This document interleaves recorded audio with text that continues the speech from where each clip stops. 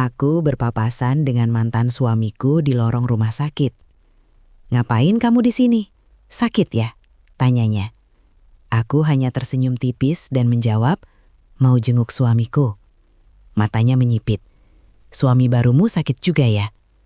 Belum sempat aku berkata apa-apa, seorang pria tampan muncul dari balik pintu kamar sebelah dan langsung membuat wajah mantanku pucat pasi. Dia adalah... Halo teman-teman, bagaimana kabar kalian hari ini? Semoga selalu diberi kesehatan dan kebahagiaan. Senang bisa menyapa lagi di channel favorit kita, Kisantara Story. Jangan lupa subscribe dan tulis hadir dari kota mana kalian. Di sebuah rumah sederhana yang terletak di ujung gang kecil, tersembunyi di antara rindangnya pepohonan kampung, Shinta memulai harinya jauh sebelum matahari sepenuhnya menyingsing. Rumah itu dulu milik mendiang ayah Arman, seorang pensiunan guru yang dikenal ramah dan sederhana. Kini, bangunan berdinding kayu jati itu menjadi saksi bisu perjalanan rumah tangga Shinta dan Arman yang telah berlangsung selama 4 tahun. Meski ukurannya tak luas dan cat dindingnya mulai memudar, rumah itu selalu terasa hangat berkat kehadiran Shinta yang rajin dan penuh kasih sayang. Setiap pagi, sebelum suara ayam jago mengumandangkan fajar, ia sudah terjaga. Menyeduh teh hangat untuk ibu mertua yang sakit-sakitan, lalu meracik kopi hitam pekat kesukaan Arman dengan takaran yang pas. Tidak terlalu pahit, tidak pula terlalu manis. Ia melakukan semuanya tanpa diminta, tanpa keluhan, bahkan tanpa harapan untuk dipuji. Baginya, merawat keluarga suaminya adalah bentuk cinta yang diam-diam ia tunjukkan setiap hari. Meski hidup serumah dengan ibu mertua bukanlah perkara mudah, apalagi seorang ibu yang keras kepala dan penuh tuntutan, Shinta tetap bertahan dengan senyum di wajah dan doa di hati. Ia percaya, selama masih ada niat baik dan kesabaran, rumah tangga apapun bisa bertahan. Dan di balik ketenangan pagi itu, di balik aroma teh dan kopi yang menyebar di ruang tamu, Shinta menyimpan harapan kecil. Suatu hari nanti, rumah ini akan dipenuhi tawa anak kecil, suara riang yang selama ini hanya ia dengar dari rumah tetangga. Selama 4 tahun pernikahannya dengan Arman, Shinta dan suaminya belum juga dikaruniai seorang anak. Namun, hal itu tidak pernah membuatnya merasa rendah diri atau putus asa. Ia tahu bahwa kehadiran keturunan adalah urusan Tuhan, dan karena itu, ia memilih bersabar. Setiap malam sebelum tidur, setelah memastikan semua lampu dimatikan dan pintu dikunci rapat, Shinta duduk di tepi ranjang, menundukkan kepala dan berdoa. Doanya selalu sama. "Ya Allah, jadikan rumah ini penuh damai. Lindungi kami dari segala ujian yang tak sanggup kami hadapi. Dan jika memang Engkau berkehendak, berikanlah kami seorang anak yang menjadi penyejuk hati." Ia tak pernah menangis di hadapan siapapun, tapi di balik pintu kamar mandi yang tertutup rapat, air matanya kadang jatuh, bukan karena kecewa, tapi karena lelah menahan harapan yang terus-menerus tertunda. Namun, di hadapan Arman, ia selalu tampil kuat. Baginya, suaminya sudah cukup lelah bekerja di kantor konstruksi setiap hari, tak perlu lagi dibebani dengan duka yang bisa ia simpan sendiri. Arman, di sisi lain, adalah suami yang penuh perhatian. Ia tak pernah lupa menyapa Shinta dengan senyum hangat setiap pagi, bahkan ketika matanya masih mengantuk. Ia tahu betapa beratnya hidup berdampingan dengan ibunya yang keras, dan karena itu, ia selalu berusaha menjadi pelindung bagi istrinya. Meski kadang diam-diam, ia pun merasa tak berdaya menghadapi sikap ibunya sendiri. Namun yang pasti, Arman tak pernah membiarkan Shinta merasa sendirian dalam perjuangannya.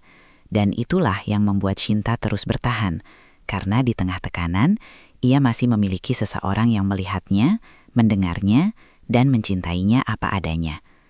Namun, ketenangan yang Shinta jaga dengan susah payah seringkali retak oleh ucapan-ucapan ibu Arman yang menusuk perasaan. Perempuan tua itu, meski usianya sudah lanjut dan tubuhnya tak lagi sekuat dulu, masih sangat keras dalam memegang prinsip keluarga. Baginya, cucu bukan sekedar anugerah, melainkan simbol keberlangsungan nama keluarga, bukti bahwa darah keturunan mereka tetap mengalir. Setiap pagi, tanpa diminta, ia selalu menanyakan hal yang sama. "Kapan kalian pergi ke dokter lagi? Sudah 4 tahun, masa belum ada tanda-tanda?" Pertanyaan itu diucapkan dengan nada seolah-olah Shinta sengaja menahan kehamilan, seolah-olah ia malas atau tidak berusaha cukup keras. Padahal, Shinta telah berkali-kali memeriksakan diri, mengikuti berbagai terapi, bahkan mengonsumsi ramuan tradisional atas saran tetangga. Tapi tak satu pun berhasil. Meski begitu, Shinta tak pernah membantah. Ia memilih diam, menunduk, dan melanjutkan kegiatannya agar suasana tidak memanas. Ia tahu, menanggapi dengan emosi hanya akan membuat ibu mertuanya lebih keras kepala. Jadi ia memilih jalan damai, meski hatinya seringkali terluka. Kadang, ketika sedang menyiram tanaman di halaman belakang, air matanya jatuh diam-diam di antara daun cabai dan bunga kamelia yang ia rawat. Tapi begitu ia kembali ke dalam rumah, wajahnya kembali tenang, seolah tak terjadi apa-apa. Di balik kelembutannya yang tampak seperti daun yang mudah layu, tersimpan kekuatan luar biasa. Kekuatan perempuan yang rela menahan luka demi menjaga kedamaian rumah tangga. Arman, yang menyadari betapa beratnya posisi istrinya, selalu berusaha menjadi perisai bagi Shinta. Ia tahu betul bagaimana komentar ibunya bisa melukai, bahkan tanpa sengaja. Karena itu, setiap kali ibunya mulai menyinggung soal keturunan, Arman tak segan membela istrinya, dengan suara lembut tapi tegas. "Bu, Ulan itu sudah usaha. Kita semua sudah usaha. Jangan disudutkan seperti itu," katanya suatu pagi. Usai mendengar ibunya kembali mengeluh soal cucu, ia tak ingin Shinta merasa seperti seorang gagal, hanya karena sesuatu yang di luar kendalinya. Sebelum berangkat kerja, Arman selalu menyempatkan diri menyentuh pundak istrinya, menatap matanya, dan berbisik pelan, "Jangan dipikirin omongan ibu, kamu udah hebat." Kalimat sederhana itu selalu cukup untuk mengembalikan senyum di wajah Shinta. Senyum yang tulus, meski kadang rapuh. Arman tahu, Shinta bukan tipe perempuan yang akan mengeluh atau menuntut. Ia lebih memilih menahan segalanya dalam diam. Tapi justru karena itulah, Arman merasa wajib menjadi suara bagi istrinya. Suara yang melindungi, menenangkan, dan menguatkan. Ia tak pernah melewatkan kesempatan untuk mengingatkan Shinta bahwa ia dicintai, dihargai, dan tak pernah dianggap kurang oleh suaminya. Dan di balik semua itu, Arman juga menyimpan kekhawatiran. Bagaimana jika suatu hari Shinta tak lagi kuat menahan semuanya? Bagaimana jika kesabarannya habis? Namun untuk saat ini, ia hanya bisa berharap bahwa cintanya cukup untuk membuat Shinta tetap bertahan. Namun takdir tak pernah bisa ditebak. Di balik ketenangan yang tampak utuh, badai besar sedang perlahan-lahan mendekat, dibawa oleh seseorang dari masa lalu yang tak pernah mereka duga akan kembali. Namanya Dina, perempuan yang dulu tumbuh di kampung yang sama dengan Arman. Mereka berteman sejak kecil, bermain di lapangan tanah, berlari mengelilingi gang-gang sempit, dan saling berbagi mimpi di bawah langit malam yang penuh bintang. Hubungan mereka sangat dekat, bahkan sempat membuat warga kampung mengira mereka akan menikah suatu hari. Tapi hidup berkata lain. Keluarga Dina pindah tiba-tiba karena pekerjaan ayahnya tanpa sempat berpamitan dengan layak. Sejak itu komunikasi mereka terputus dan Dina tenggelam dalam kehidupan barunya di kota besar. Kini bertahun-tahun kemudian ia kembali, bukan karena rindu pada Arman, melainkan karena urusan keluarga yang tak bisa ditunda. Namun, entah dorongan apa yang membuat langkah kakinya berbelok dari rumah bibinya menuju rumah lama keluarga Arman. Mungkin rasa penasaran. Mungkin kenangan masa kecil yang tak pernah benar-benar hilang. Atau mungkin takdir yang sedang menyiapkan skenario pahit untuk rumah tangga yang selama ini Shinta jaga dengan sepenuh hati. Tanpa sepengetahuan Shinta dan Arman, Dina berdiri di depan pintu rumah itu, menarik napas dalam, lalu mengetuk 3 kali, seperti membuka lembaran baru yang akan mengubah segalanya. Dan di balik pintu itu, Ibu Arman menyambutnya dengan antusiasme yang tak pernah ia tunjukkan pada Shinta. Seakan kedatangan Dina adalah jawaban atas doa lamanya. Dari situlah, benih-benih keretakan mulai tumbuh. Perlahan, halus, tapi pasti. Namun, kedatangan Dina ke rumah Arman bukan sekedar kunjungan nostalgia biasa. Ia datang membawa angin perubahan yang perlahan mengikis fondasi rumah tangga Shinta. Ibu Arman menyambut Dina dengan antusiasme yang bahkan tidak pernah ia tunjukkan kepada Shinta selama 4 tahun pernikahan. Dari pelukan pertama hingga tawa yang mengalir deras, jelas terasa bahwa Dina bukan sekadar tamu, melainkan sosok yang seolah diidam-idamkan. Shinta yang sedang sibuk menata meja makan di dapur mendengar suara tawa riang ibu mertuanya bersama Dina. Ia berhenti sejenak, menggenggam sendok kayu dengan erat, lalu melanjutkan pekerjaannya seolah tak terjadi apa-apa. Namun di dalam hatinya sesuatu mulai goyah. Ia tak tahu siapa Dina sebenarnya, hanya nama yang disebut sekilas oleh ibu mertua sebagai teman lama Arman. Tapi kehadirannya terasa terlalu besar, terlalu menonjol, terlalu mengganggu. Shinta mencoba meyakinkan diri bahwa ia berlebihan. Toh Arman selalu setia, selalu pulang tepat waktu, dan selalu memanggilnya dengan panggilan sayang setiap malam. Namun, naluri perempuan yang telah lama berada dalam tekanan membuatnya waspada. Dan naluri itu benar. Sejak hari itu, Dina mulai sering berkunjung, awalnya dengan alasan kangen keluarga lama, lalu berubah menjadi sekadar lewat, bawa makanan, hingga akhirnya ngobrol-ngobrol sama Bu Arman. Setiap kedatangannya disambut dengan pelukan hangat, teh hangat, dan tempat duduk paling nyaman di ruang tamu. Sementara Shinta, ia tetap menjadi istri Arman, tapi posisinya perlahan tergeser menjadi pelayan yang tak terlihat. Selalu sibuk di dapur, selalu tersenyum sopan, selalu diam ketika percakapan berputar di sekitar masa kecil Arman dan Dina. Ia tak pernah protes, tak pernah meminta perhatian lebih, karena ia percaya bahwa cinta sejati tak butuh panggung. Tapi perlahan ia mulai sadar, panggung itu sudah direbut oleh orang lain, dan suaminya diam saja melihatnya terjadi. Arman, yang awalnya hanya berniat mengundang Dina untuk makan malam sebagai bentuk silaturahmi, perlahan terjebak dalam arus nostalgia yang tak terkendali. Ia menghubungi Dina lewat media sosial, nomor yang diberikan ibunya dengan semangat berapi-api, dan mengirim pesan singkat yang awalnya terdengar biasa. "Hai Bel, Dina, kabar gimana? Kalau sempat, makan malam di rumah aja biar ketemu Wulan juga." Tapi ketika Dina langsung membalas dengan antusias, Arman merasa ada sesuatu yang berbeda. Bukan karena perasaan romantis, tapi karena Dina mengingatkannya pada masa muda yang bebas, penuh tawa dan tanpa beban. Malam itu, Shinta memasak dengan sepenuh hati. Ia memilih bahan terbaik dari pasar pagi, meracik bumbu perlahan, dan menyajikan hidangan dengan tata letak yang rapi.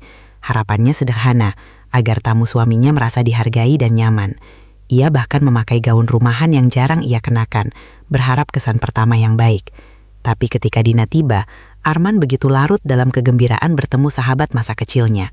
Mereka langsung berpelukan erat, tertawa mengenang masa kecil. Bahkan saling menyebut nama panggilan lama, yang membuat Shinta merasa seperti orang asing di rumahnya sendiri. Yang paling menyakitkan, Arman lupa memperkenalkan Shinta sebagai istrinya. Ia terlalu sibuk bercerita tentang masa lalu, sementara Shinta berdiri di dekat meja makan, menunggu, berharap suaminya akan mengingat. Tapi detik demi detik berlalu, dan akhirnya dengan suara pelan namun mantap, Shinta sendiri yang melangkah maju dan berkata, "Silahkan masuk Mbak Dina, makanannya sebentar lagi siap." Arman baru tersadar, wajahnya memerah, matanya penuh penyesalan, dan buru-buru memperkenalkan Shinta. Tapi luka itu sudah tergores. Shinta, yang selama ini menjadi pusat dunia Arman, kini merasa seperti bayangan yang tak layak disebut. Di meja makan, suasana semakin terasa miring. Ibu Arman duduk dengan senyum lebar, matanya berbinar setiap kali Dina berbicara. Ia memuji suara Dina yang merdu, cara makannya yang sopan, bahkan pakaian sederhana yang dikenakan Dina malam itu, seolah semuanya sempurna. Dan di tengah percakapan hangat itu, tiba-tiba Ibu Arman melemparkan ucapan yang menusuk. Ya, memang seharusnya orang kampung bisa masak. Lagian belum repot juga kan, belum ada anak. Kalimat itu menghantam Shinta seperti tamparan di tengah keramaian. Ruangan terasa membeku. Dina tampak kaget, sendoknya terhenti di udara. Arman langsung menoleh dengan wajah memerah, siap membela. Tapi Shinta, ia hanya menunduk sejenak, lalu mengangkat wajah dengan senyum tipis. Senyum yang dipaksakan, senyum yang tak sampai ke mata. Ia sudah terbiasa dengan sindiran semacam itu, Tapi malam ini terasa berbeda. Bukan karena kata-katanya, tapi karena ada saksi asing yang menyaksikan betapa rendahnya nilainya di mata keluarga suaminya. Arman mencoba menebusnya dengan memuji masakan Shinta. Ini semua masakan Wulan. Shinta, dia yang masak dari sore. Enak banget kan? Dina mengangguk sopan, memuji keahlian Shinta. Tapi pujian itu terdengar hambar, seolah hanya formalitas. Sementara Ibu Arman kembali melanjutkan cerita tentang betapa dekatnya Arman dan Dina dulu, bahkan sempat berencana menikah jika saja Dina tidak pindah. Shinta hanya diam, menatap nasi di piringnya, berusaha menelan rasa perih yang naik dari dada ke tenggorokan. Ia tak ingin merusak suasana, ia tak ingin terlihat lemah. Tapi di dalam hatinya ia bertanya, apakah aku benar-benar cukup atau aku hanya pengganti sementara sampai dia kembali? Sejak malam itu, kehadiran Dina di rumah Arman bukan lagi kebetulan. Ia menjadi bagian dari rutinitas baru yang tak pernah diminta Shinta. Awalnya seminggu sekali, lalu 2 kali, hingga hampir setiap sore. Ia selalu membawa sesuatu, sup buntut yang masak sendiri, kue lapis legit dari toko ternama, atau buah-buahan segar dalam keranjang anyaman. Setiap kali pintu diketuk, Ibu Arman langsung berlari. Ya, benar-benar berlari, menyambut Dina seperti putri yang pulang dari istana. Astaga, kamu ini ya cantik, pinter, karir bagus, lengkap, puji Ibu Arman suatu sore sambil memeluk termos sup yang dibawa Dina. Shinta hanya berdiri di ambang dapur, memegang lap basah, menatap adegan itu tanpa suara. Ia tak iri, ia tak marah, tapi ia merasa semakin kecil, semakin tak terlihat. Dina pun mulai berani menunjukkan kedekatan fisik yang halus namun nyata, menepuk bahu Arman saat tertawa, menyodorkan gelas kepadanya tanpa diminta, bahkan duduk bersebelahan dengannya di sofa tanpa jarak. Arman tak menolak, ia bahkan terlihat nyaman, seperti kembali ke masa lalu yang pernah ia rindukan. Shinta mencoba mengabaikan, fokus pada pekerjaannya, pada doanya, pada harapan kecil yang masih ia simpan. Tapi lama-kelamaan, kehadiran Dina bukan lagi soal nostalgia. Ia mulai mengisi ruang yang seharusnya milik Shinta. Saat Arman pulang, yang ditanya bukan lagi, apa kabar Shinta? Tapi, kapan Dina datang lagi? Saat makan malam, cerita yang dibagikan bukan tentang pekerjaan Shinta, tapi tentang kelucuan Dina waktu kecil. Shinta duduk di tengah mereka, mendengarkan, tersenyum, tapi hatinya perlahan mati, karena ia sadar, ia bukan lagi bagian dari cerita itu, ia hanya penonton yang tak diundang. Dan ketika kebiasaan baru itu mulai mengakar, Arman pun berubah, perlahan, hampir tak terlihat, tapi pasti. Ia mulai sering pulang larut, dengan alasan ada rapat dadakan, atau teman kantor ajak makan. Shinta percaya, ia selalu percaya. Sampai suatu sore, seorang tetangga menelpon dan berkata, aku tadi lihat Mas Arman di kafe dekat alun-alun, bareng perempuan cantik, berambut panjang, kayaknya dekat banget. Shinta tak merespons. Ia hanya berdiri di dapur, menatap ubin, memegang gelas kosong. Hatinya berat, tapi ia menelan semuanya. Lagi. Malam itu, ketika Arman pulang, ia masih mencium kening Shinta seperti biasa, masih menyapa dengan suara lembut. Tapi Shinta mencium sesuatu yang berbeda. Aroma parfum asing yang lembut, manis, dan tak pernah ia kenakan. Ia diam, tak menuduh, tak menangis. Ia hanya berharap itu salah paham. Tapi hari demi hari berlalu, dan parfum itu kembali. Lebih sering, lebih jelas. Arman tak pernah mengakui apa-apa. Tak ada konflik terbuka, tak ada pertengkaran. Tapi retakan itu semakin lebar, seperti kaca yang retak dari dalam. Shinta mulai merasa seperti tamu di rumahnya sendiri. Hadir secara fisik, tapi tak lagi memiliki tempat di hati suaminya. Dan ketika Dina mulai menelpon Arman di malam hari, suara tawanya terdengar dari ponsel yang diletakkan di atas meja. Shinta akhirnya tahu, pintu yang dulu ia jaga dengan kesetiaan, kini telah terbuka lebar bagi orang lain. Bukan karena ia lemah, tapi karena suaminya memilih untuk tak menguncinya. Seiring waktu, kedatangan Dina ke rumah Arman bukan lagi sekedar kunjungan spontan. Ia mulai menjadi bagian rutin dari kehidupan sehari-hari keluarga kecil itu, seolah-olah ia memang selalu ada. Awalnya, Arman hanya menganggapnya sebagai reuni tulus dengan sahabat masa kecil. Namun perlahan, batas antara nostalgia dan ketergantungan mulai kabur. Ia mulai sering pulang larut malam dengan berbagai alasan, rapat mendadak, makan bersama rekan kantor, atau sekedar jalan-jalan biar kepala fresh. Shinta, yang selama ini percaya penuh pada suaminya, mulai merasa ada sesuatu yang janggal. Bukan hanya karena keterlambatan pulangnya, tetapi karena energi yang dibawa Arman berubah. Ia datang dengan tatapan jauh, senyum yang tidak sampai ke mata, dan suara yang terdengar lebih bersemangat saat menyebut nama Dina dibanding saat memanggil istrinya sendiri. Suatu sore, Shinta menerima telepon dari Bu Lestari, tetangga sebelah yang dikenal ramah dan penuh perhatian. Dengan suara pelan namun penuh kekhawatiran, Bu Lestari berkata, "Ulan, Shinta, tadi aku lihat Mas Arman di kafe dekat alun-alun, bareng perempuan berambut panjang, pakai dress krem. Tampaknya akrab banget." Shinta hanya menjawab dengan suara tenang, "Oh iya Bu, mungkin lagi ketemu teman lama." Tapi di balik ketenangannya, hatinya bergetar. Ia tidak langsung menuduh. Ia tidak menangis. Ia hanya menunggu, mengamati, dan berharap ini hanyalah prasangka buruk yang akan lenyap sendiri. Namun, malam itu, ketika Arman pulang, Shinta mencium sesuatu yang asing di kemejanya. Aroma parfum manis, lembut, dan jelas bukan miliknya. Ia tidak berkata apa-apa. Ia hanya mencuci kemeja itu lebih lama dari biasanya, seolah mencoba menghapus jejak yang tak seharusnya ada.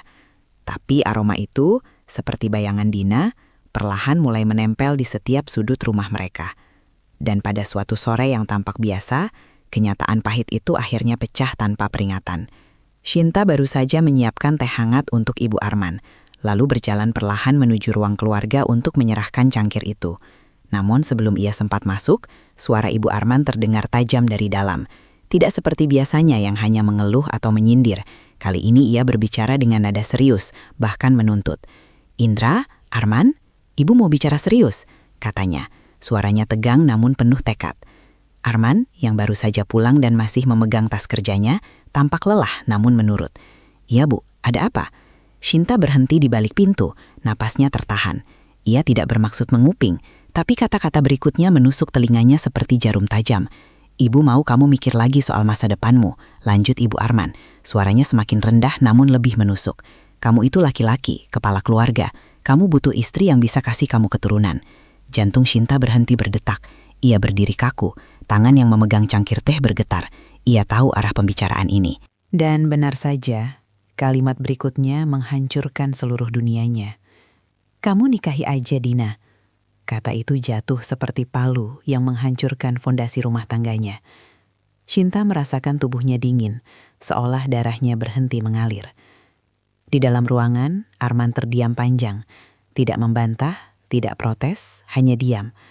Diam yang lebih mengerikan daripada ribuan kata kebencian. Lalu suara Dina terdengar pelan, berpura-pura enggan. "Aduh Bu, saya nggak enak. Arman sudah punya istri."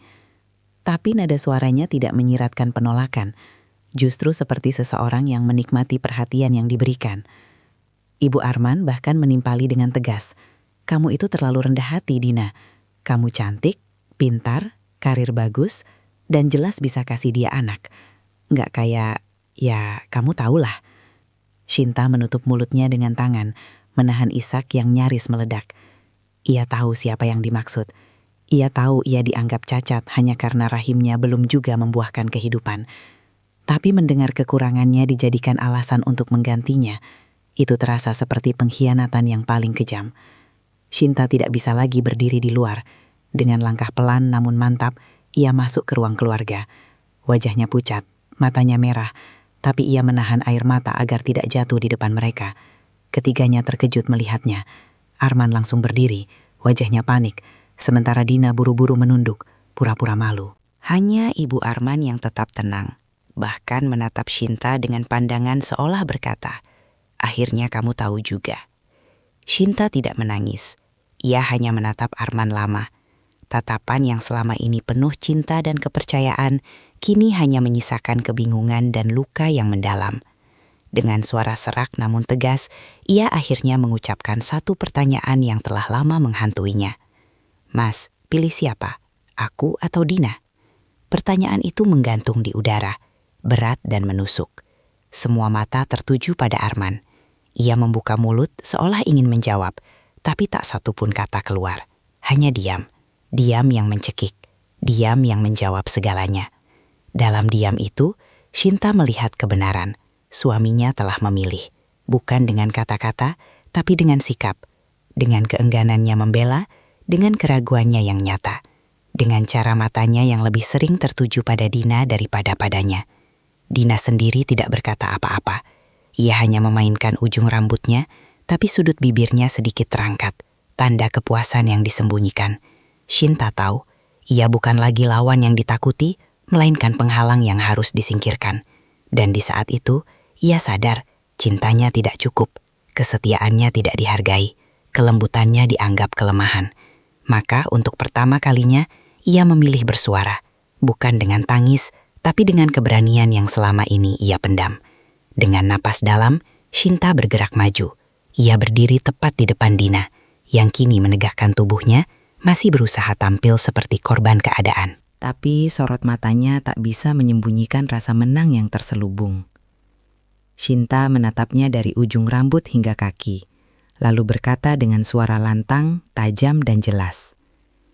"Kalau mau laki-laki, cari yang single, bukan suami orang." Dina terkedip, kaget oleh keberanian Shinta yang tiba-tiba berubah. Sebelum Dina sempat membela diri, Shinta melanjutkan, suaranya semakin menusuk. "Jangan dasim-dasim gelap dong, pelakor." Ruangan itu langsung membeku. Ibu Arman terperanjat, mulutnya terbuka lebar. Arman menatap istrinya dengan campuran takut dan bersalah. Tapi Shinta tidak peduli, ia telah terlalu lama menelan luka, terlalu lama membiarkan dirinya diremehkan. Kini, martabatnya berbicara. Ia lalu memalingkan wajah ke Arman. Tatapannya dingin, tegas, tanpa kebencian, tapi penuh kekecewaan yang sangat dalam. "Kamu, Mas," katanya pelan. Namun setiap kata terasa seperti palu yang menghantam dada Arman. Sudah sangat melukai hati seorang istri. Arman mengangkat tangan, seolah dingin memeluk atau meminta maaf, tapi Shinta menggeleng. "Itu pasti ada balasannya," lanjutnya. Suaranya tenang namun mengandung kepastian. Kalimat itu bukan ancaman, itu adalah keyakinan bahwa keadilan selalu datang, cepat atau lambat. Arman terdiam, wajahnya kacau. Ia ingin berkata sesuatu, tapi kata-kata itu tertahan di tenggorokan. Dan di saat itulah, Shinta memutuskan. Ia tidak akan tinggal di rumah yang telah menghinanya. Ia berbalik, berjalan ke kamar, mengambil dokumen penting dan pakaian secukupnya. Langkahnya mantap, meski hatinya remuk. Tidak ada yang menghalanginya. Tidak Dina, tidak ibu mertua. Bahkan Arman hanya bisa mengikuti dari belakang dengan tatapan hampa. Di ambang pintu, Shinta berhenti sejenak. Ia menoleh sekali lagi ke arah Arman, lalu berkata dengan tenang, "Aku minta cerai, hari ini juga." Kalimat itu sederhana, tapi mengguncang seluruh ruangan. Ibu Arman langsung berdiri. Wajahnya bukan marah, melainkan lega, bahkan senang. "Bagus, memang itu yang terbaik," serunya lantang. Dina jauh lebih cocok buat Arman. Dina menunduk, pura-pura malu, tapi senyum kecil menghiasi bibirnya, senyum kemenangan. Arman hanya terdiam, matanya penuh kebingungan dan penyesalan yang datang terlambat. Shinta tidak menanggapi. Ia membuka pintu rumah itu untuk terakhir kalinya sebagai istri Arman. Proses perceraian berjalan cepat. Terlalu cepat, seolah takdir pun ingin segera memisahkan mereka. Arman tidak menahan. Ia bahkan tidak berusaha memperbaiki keadaan. Mungkin karena ia tahu ia salah, atau mungkin karena ia sudah terlalu nyaman dengan kehadiran Dina. Di meja persidangan, Shinta duduk dengan kepala tegak. Tidak ada air mata. Semuanya telah habis sejak malam ia mendengar ibu mertuanya meminta Arman menikahi perempuan lain. Ketika hakim mengetuk palu, Shinta merasa beban 4 tahun pernikahannya akhirnya terangkat. Ia keluar dari gedung pengadilan dengan langkah pelan namun mantap. Untuk pertama kalinya dalam waktu yang lama, ia bisa bernapas tanpa rasa terjepit. Ia tidak membenci Arman. Ia hanya menyesal karena pernah menempatkan cintanya di tempat yang salah. Dan dari reruntuhan rumah tangganya yang hancur, Shinta memutuskan satu hal. Kali ini, ia akan memilih dirinya sendiri. Ia akan membangun hidup baru, bukan untuk membuktikan pada siapapun, tapi untuk dirinya sendiri. Karena ia layak dicintai, dihargai, dan dicukupkan. Bukan sebagai pelengkap, tapi sebagai utuh. Setelah bercerai dari Arman, Shinta tidak langsung memulai hidupnya dengan gegabah. Ia kembali ke rumah orang tuanya, rumah kecil di pinggir kampung yang dulu menjadi tempatnya tumbuh dengan penuh kasih sayang. Di sana, ia menemukan kembali ketenangan yang sempat hilang selama 4 tahun menikah. Tidak ada suara sindiran di pagi hari, tidak ada tatapan menilai dari ibu mertua, dan tidak ada rasa bersalah karena belum bisa memberi cucu. Yang ada hanyalah pelukan hangat ibunya, senyum tulus ayahnya, dan ruang yang memungkinkannya bernafas lega. Shinta tidak menangisi kegagalannya. Ia justru melihat perceraian itu bukan sebagai akhir, melainkan sebagai awal. Awal untuk membangun kembali dirinya yang sempat terkubur di balik peran istri sempurna yang ia ciptakan demi menyenangkan orang lain. Ia mulai mengikuti pelatihan kewirausahaan yang diadakan di balai desa, belajar membuat kerajinan tangan, olahan tangan, hingga manajemen keuangan sederhana. Di sanalah ia bertemu banyak perempuan yang juga sedang berjuang memulai hidup baru. Ada yang bercerai, ditinggal suami, atau bahkan menjadi tulang punggung keluarga sejak muda. Dari mereka, Shinta belajar satu hal penting, bahwa harga diri seorang perempuan tidak ditentukan oleh status pernikahannya, apalagi oleh kemampuan melahirkan. Ia mulai menulis jurnal setiap malam, mencatat hal-hal kecil yang membuatnya bersyukur. Pagi yang tenang, secangkir kopi hangat, atau bunga kamelia di halaman yang akhirnya mekar setelah berbulan-bulan dirawat. Dan di tengah proses penyembuhan itu, takdir membawanya bertemu seseorang yang sama sekali berbeda dari Arman. Seorang pria yang tidak datang dengan janji manis, tapi dengan kehadiran yang tenang dan penuh penghargaan. Namanya Raka, seorang pengusaha properti yang dikenal jujur, rendah hati, dan sangat menghargai keluarga. Mereka bertemu di acara pelatihan UMKM yang diikuti Shinta. Tidak ada drama, tidak ada kebetulan berlebihan. Hanya 2 orang dewasa yang saling berbicara tentang ide usaha, tantangan hidup, dan harapan sederhana untuk masa depan. Raka tidak buru-buru. Ia tidak langsung mengajak kencan atau mengumbar pujian. Ia hanya hadir, mendengarkan, memberi masukan, dan sesekali menawarkan bantuan logistik untuk pelatihan yang Shinta ikuti. Yang membuat Shinta terkesan bukan pada kekayaannya, melainkan pada caranya memperlakukan setiap orang dengan kesetaraan. Ia menyapa petugas keamanan dengan sama hangatnya seperti menyapa narasumber utama. Ia tidak pernah menanyakan masa lalu Shinta secara langsung, apalagi menghakimi. Saat tahu Shinta pernah bercerai, ia hanya berkata, "Setiap orang punya ceritanya sendiri. Yang penting sekarang kamu bahagia, dan aku harap aku bisa jadi bagian dari kebahagiaan itu. Bukan sebagai penyelamat, tapi sebagai teman." Kalimat itu menghujam hati Shinta lebih dalam daripada ribuan kata cinta yang pernah diucapkan Arman. Karena ini bukan cinta yang meminta, tapi cinta yang memahami. Hubungan mereka berkembang perlahan, dari kopi sore, obrolan ringan, hingga saling menemani saat sakit. Raka tidak pernah membandingkan Shinta dengan siapapun. Ia tidak pernah menyinggung soal anak, soal masa lalu, atau soal kekurangan yang dulu terus-menerus dijejalkan ke kepala Shinta. Sebaliknya, ia sering berkata, "Kamu itu utuh, Shinta. Tidak perlu ditambah atau dikurangi." Dan untuk pertama kalinya dalam hidupnya, Shinta percaya.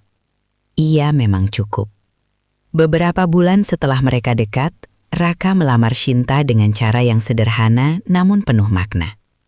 Ia tidak menggunakan cincin berlian, tapi membawa pot kecil berisi tanaman kamelia, sama seperti yang dulu dirawat Shinta di halaman rumah Arman. Bunga ini butuh kesabaran, perhatian, dan waktu, katanya sambil menyerahkan pot itu. Tapi begitu mekar, keindahannya tulus, tidak dibuat-buat, Tidak dipaksakan. Seperti kamu. Shinta menangis, bukan karena sedih, tapi karena akhirnya merasa dilihat, dipahami, dan dicintai apa adanya. Mereka menikah dalam acara yang sederhana namun penuh kehangatan. Tidak ada tamu penting, tidak ada sorotan berlebihan. Hanya keluarga dekat, teman-teman yang tulus, dan doa yang mengalir dari hati.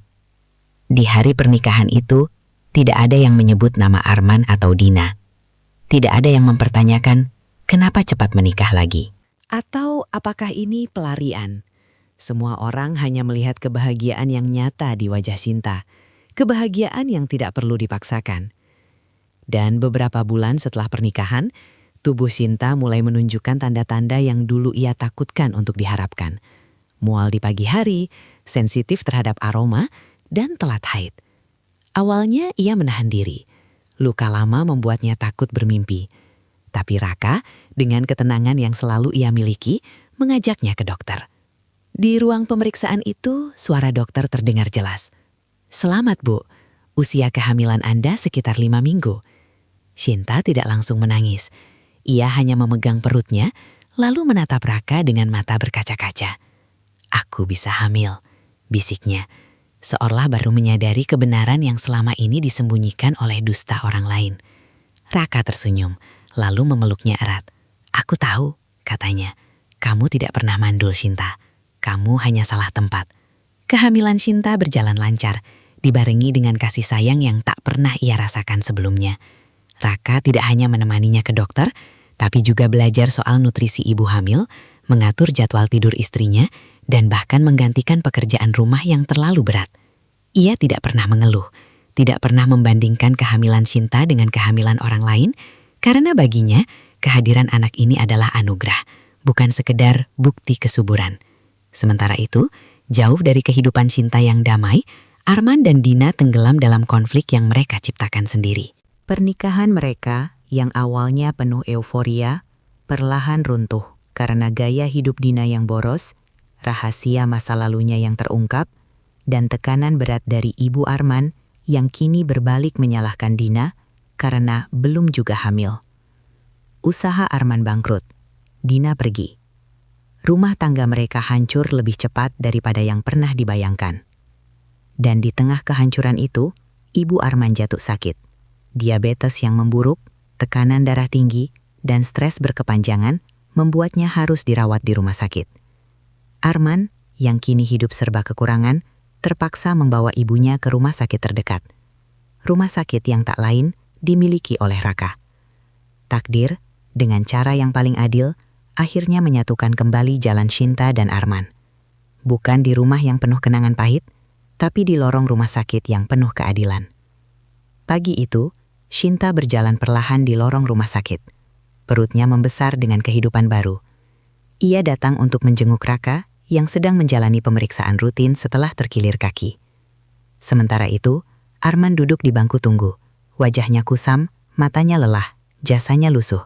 Tak ada lagi sisa keangkuhan yang dulu ia tunjukkan saat membiarkan ibunya merendahkan Shinta. Ketika mereka berpapasan, Arman terpaku. Ia tak percaya pada apa yang dilihatnya. Shinta, perempuan yang dulu ia tinggalkan karena mandul, kini tengah mengandung. Dan sebelum ia sempat memproses kenyataan itu, Shinta sudah menyapanya dengan tenang. "Aku mau jenguk suamiku." Gunakan nada netral dan tenang.